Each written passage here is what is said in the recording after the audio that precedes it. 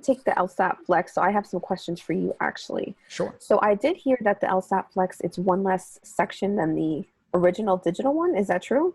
Correct. Yeah. So the digital LSAT, as well as the old paper and pencil LSAT, was 4 scored sections, 1 games, 1 reading comp, and 2 logical reasonings, then 1 unscored experimental section. With the digital, it was the same, but now with the Flex, they made it shorter because it was online and remotely proctored. So they removed one of the logical reasoning sections. So you've only got 3 sections, 1 of each: games, reasoning, reading comp. No second logical reasoning section, and no experimental. Oh, they lucked out. Yeah, I know. I imagine everyone who took it the old way is jealous, right? Yeah, my last LSAT, I think I had arguments like 3 times in a row, or logical reasoning, and it was like I was dead by the time I had reading comp. As the last section, I was just like, oh my God, my brain is fried right now. Yeah, for a lot of people, it's possible, and a lot of people don't want to see that. Definitely, it's a bit much to have that back to back to back. Yeah, and there's no way of ever knowing what order you're going to get. It's just you got to go and take it. Yeah, it's completely random for people. And LSAT does a few different versions of that, but you don't know what you're going to get. With the Flex, the order is still scrambled, and they're actually using multiple different test forms. So your game section could be different from somebody else's game section, really? And they're all real. Yeah. Wow. And it's the same still amount of time in between the sections. I think it's 35 minutes, right? Yes, you got 35-minute sections for whichever LSAT you're doing. With the in-person, it's pretty much, okay, pencils down, section 1's over. Okay, you're all down. Okay, flip to section 2, go. With the Flex being online, it's a little bit more structured. They're not waiting for other people. They're proctoring you personally. And they're saying, okay, you've got a 1-minute break in between. So it's planned out, 1 minute between each of the 3 sections, and you're done. Wow. Yeah. Do you think that's going to affect the actual admissions process, though? Do you think admissions is going to look at their applications differently? I don't think so, because they're not going to punish anybody for this. It's nobody's fault. Nobody's choosing one or the other. It's really just whatever the LSAT is that month, that's what you're going to do. And so and LSAC has told admissions, treat this the same. It's no different. It's equally valid. And admissions trusts LSAC, and they don't really have another option.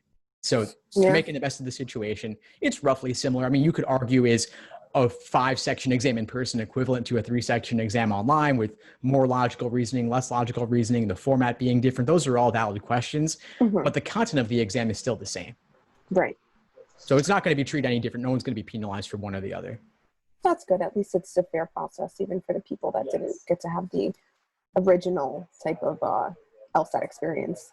Exactly. And since we're talking about access and prepping on a budget, one thing that might come up for some people is what happens if you don't have the right device, or what if your situation at home isn't good? Like if you have shaky internet, or you don't have a good laptop, or your just home environment's noisy, then LSAC will help you out, but you got to reach out to them and say, my home environment's too noisy. And they could even give you a voucher for a hotel. So you could go take it at a hotel and they'll reimburse you for that. Oh, I didn't know that. Yeah. I got the fee waiver. So when I took it, I was able to get the 2 free exams and then the free writing and all the CAS reports. That's huge. That's hundreds of dollars. So people should definitely apply for that. If you have the documentation for it, definitely apply for that. But on top of that, even if you don't have the financial need that you can demonstrate on a form, if you just say to them, my apartment's too noisy, my house is too noisy, or my internet's not good, they'll just say, okay, take it at a hotel, we'll pay you back for it. Up to a certain limit, of course. It's $125 from what I've heard, which is not unlimited. It's not going to let you stay at a 5-star hotel, but it'll be enough to let you at least take the LSAT somewhere. And you don't have to sleep there if you don't want to. That's up to you. But the other thing is, if you don't have a good device, like if you don't have a good laptop for this, or you can't count on it, they'll mail you one of the tablets they were using for the digital LSAT. So it's funny because the default for the Flex is that you're going to do it on a computer. But if you don't have a good device for it, they'll mail you a tablet, not to keep, to borrow, and you do it at home on the tablet, then you mail it back. Wow. It's really cool. Yeah. So they're getting creative. They're getting flexible on this, as the Flex name suggests. That was intentional. They really want to be nimble and quick with this situation because they want law school admissions to keep moving forward.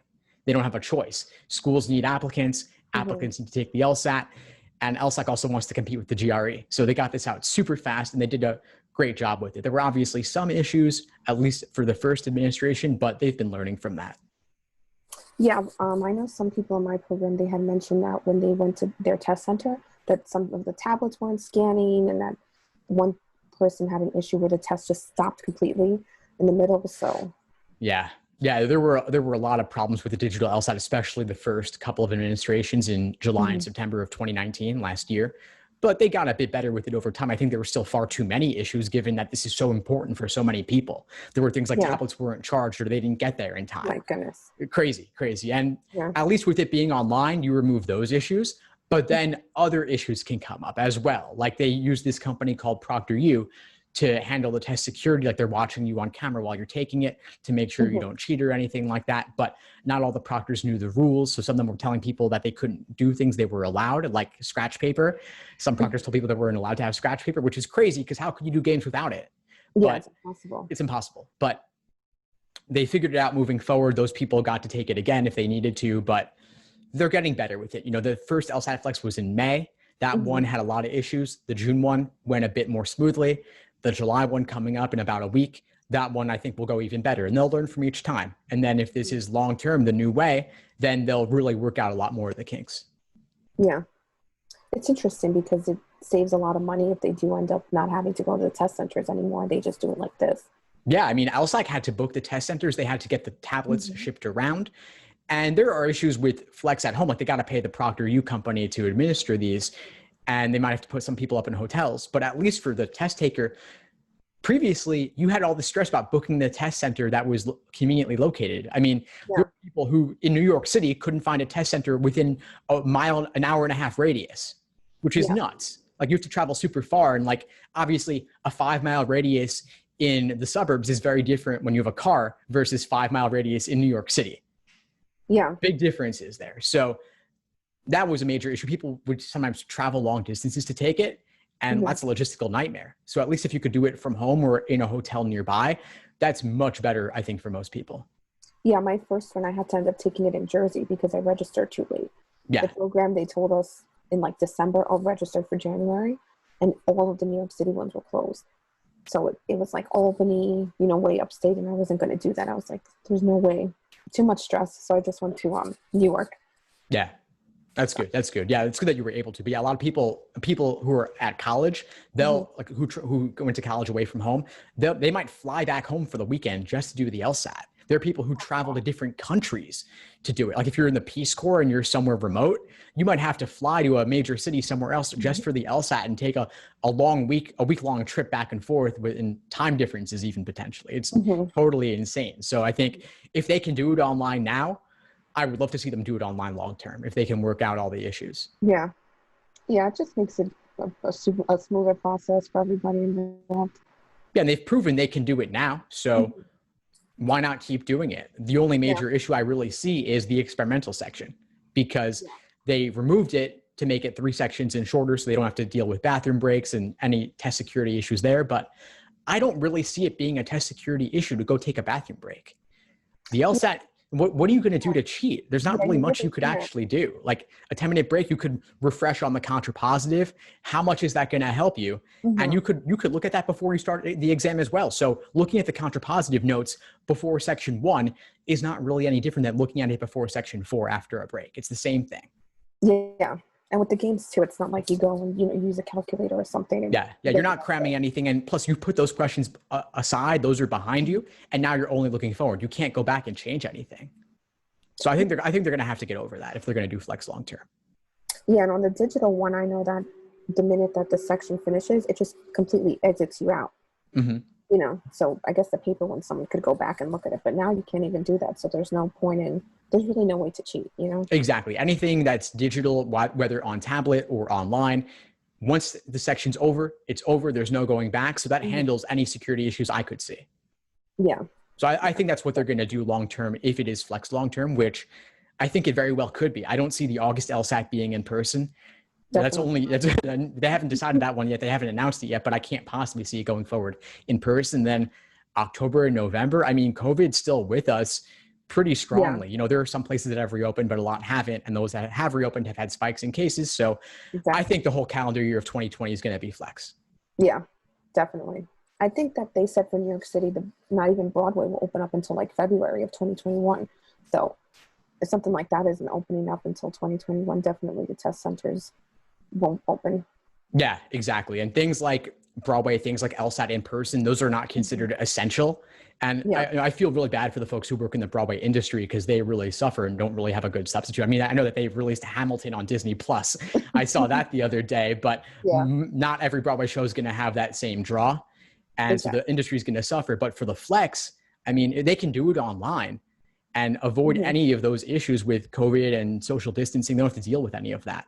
It was nice that they were able to pilot that, not even knowing COVID was coming. They got that figured out. And then they put the LSAT on a tablet. So they digitized it pre-COVID. So a lot of the work was already done to just move it online, but the software was created. And they actually built a whole new software system for the Flex, but they'd at least digitize the exams. They thought a bit about what it should look like in the software. And so a lot of the work was done.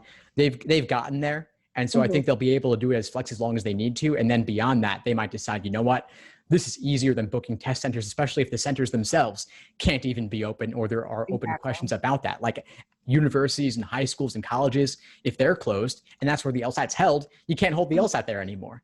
Yeah, you're stuck to like a hotel. Yeah, exactly. And not all hotels have the big space to have those, like ballroom size areas to host all the students. Exactly. And then you have the issues again with social distancing and keeping people apart. Yeah. Are you going to put up barriers between people? Are you going to make them wear masks? Or are you going to do temperature checks? It becomes a lot. It becomes a lot really quickly. Yeah. But yeah, we'll see. At least with the Flex, it's been smoother and smoother each time. So I'm hopeful. Yeah. By December, everything should be smooth. And yeah, we'll see. Yeah, well, it's been fun chatting with you, Kirsten. I'd love to share a little bit more about where folks can reach me if they want to find out more about the prep I offer. Sure. So again, I'm Steve Schwartz. I run the LSAT blog. I also host the LSAT Unplugged YouTube channel and podcast. Folks can find me on iTunes, Spotify, Google Play for the podcast. I'm on YouTube. I also have the LSAT Unplugged Facebook group and Instagram at LSAT Unplugged. And folks can feel free to reach out if they need anything at all. I've got tons of resources, including guides, cheat sheets, checklists, explanations, video courses, and I've been tracking the LSAT Flex very closely, as well as how COVID impacts admissions. So I've got a ton of videos and podcasts and other resources all about that. And I'm also happy to help if folks want to reach out to me personally. I'm happy to point them in the right direction. Thank you. Thanks for the collab. Thanks for tuning into the show. Please subscribe if you haven't done so already to be notified of new episodes as I release them. And feel free to reach out if you need anything at all as you move forward with your prep. I'm happy to help however I can. In the meantime, I'll wish you all the best and take care.